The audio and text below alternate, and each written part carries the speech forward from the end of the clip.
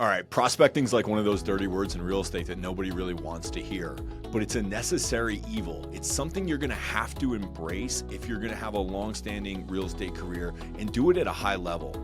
A lot of us, we wanna work those referrals and we wanna get that call from our friend and we wanna just, do that business that falls in our lap. Unfortunately, that's not a great strategy to build a scalable career on. So I'm gonna give you some tips here on how to approach prospecting from a very business way that's gonna serve you long-term. So have a look. All right, once we have a clear mindset about how we're gonna deal with sales, and once we've talked about what we're gonna do with these leads and how we're gonna provide these opportunities, now it's time to work those opportunities, and that's the prospecting part. So when it comes to prospecting, some of the things that are most important from a sales perspective is that we are encouraging and helping our sales agents time block for this valuable time.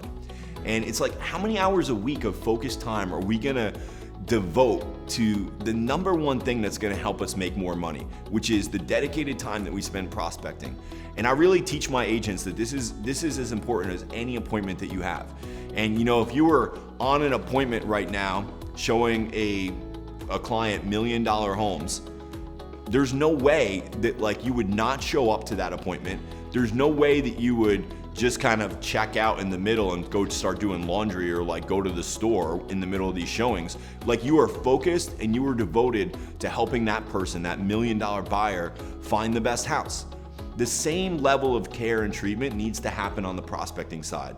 You need to set aside the hours that you need to set aside for prospecting in order to hit your goal, and you need to treat that time as there's nothing that's gonna get you off your game during that time. It's super important. And then tracking. So good salespeople thrive in a competitive environment, and we need to gamify the process with scorecards for them. So our job as our sales leaders, as sales managers, is how do we make this fun for them? How do we make their competitive juices come alive? How are we gonna put all of the prospecting and effort and the time that they put into that, how are we gonna make that fun? And we do that using scorecards, and we do that gamifying it, and we do that by honoring them every week by showing, oh, look who did all this prospecting, look what they were able to accomplish. I also like to use our Facebook private group within our real estate team to highlight people that get great results during their prospecting time. Because let's face it, it's not the easiest, most fun thing to do when we're sitting down with a cold list or some brand new leads, people we've never talked to. And it could even be scary for some of your salespeople. But it's the encouraging and the highlighting of the positive results that come out of that. And honestly, the ones that get the best results are the ones that understand the tracking. So my top agents know I've got a prospect, I haven't prospected yet today or this week, or I'm behind, and I've got to do it because I know that if I just talk to 100 people, I'll get X amount of appointments and X amount of deals from that. So they're not tied to the result of any single call, they're tied to the results that they've gotten over time because they track it. And then it's really important to have community. The more you can bring them together, the more they will do. Prospecting around others almost always increases the results. So what we tell people is, hey, if you want to be successful, you have to prospect. But if you want a surefire way to be successful prospecting, do it in the office. Because when you do it in the office and you do it around others, you're gonna, feel that momentum of, hey, somebody's beside me making a prospecting call, or they're in a prospecting session right now in the dialer and they're going through the numbers. It's gonna help encourage you to do it. It's so much easier to get distracted and get pulled off our game when we're at home or alone, or we get a text message from somebody or an email about something or another, or we start surfing the internet.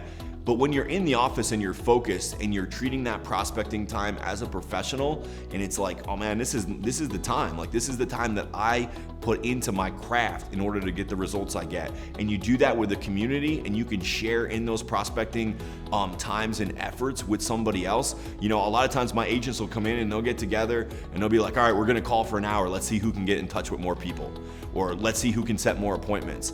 And doing that in a community aspect really helps them put the time in to get it done. And then, understanding the lead response study. So the MIT lead response study is all about speed to lead and about the amount of times that we contact them.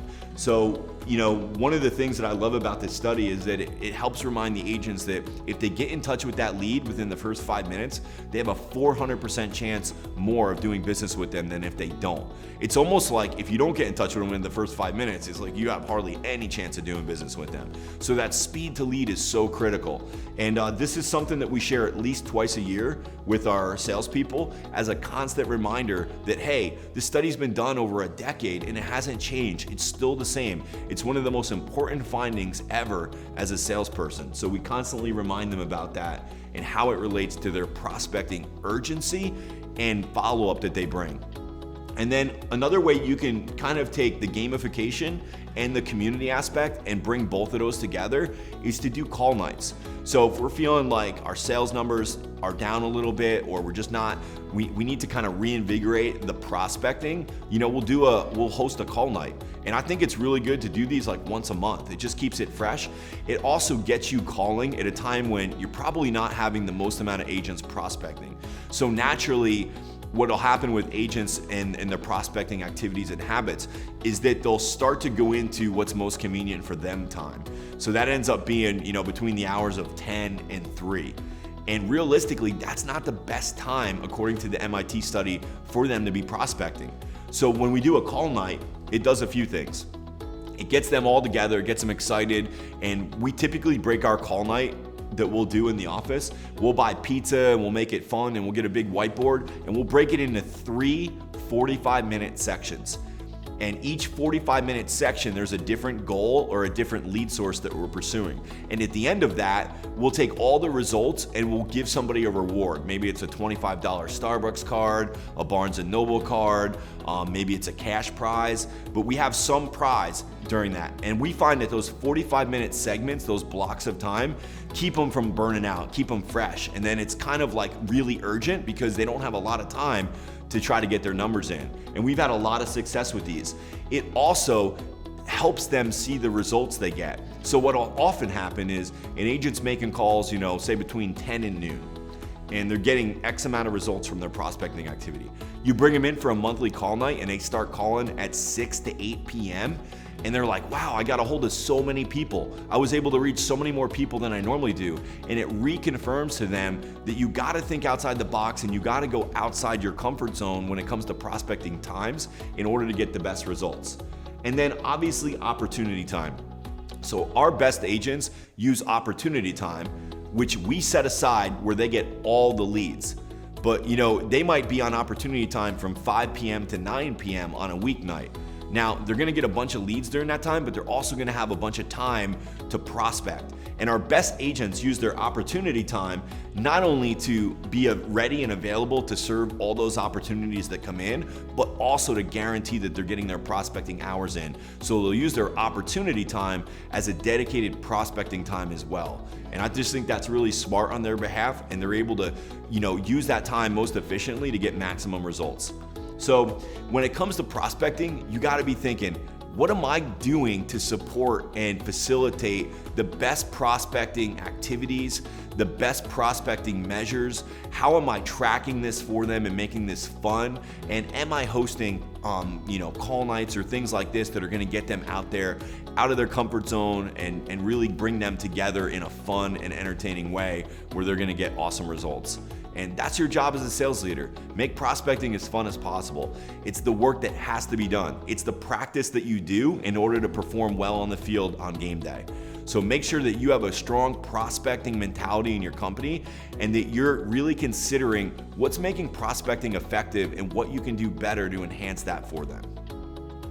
All right, I hope that was helpful and gave you some good ideas and ways to approach prospecting like a business. Because after all, this is your business. This is your livelihood. Now, when it comes to prospecting long term, I want to paint the vision for you and give you just sort of a snapshot on what this can look like.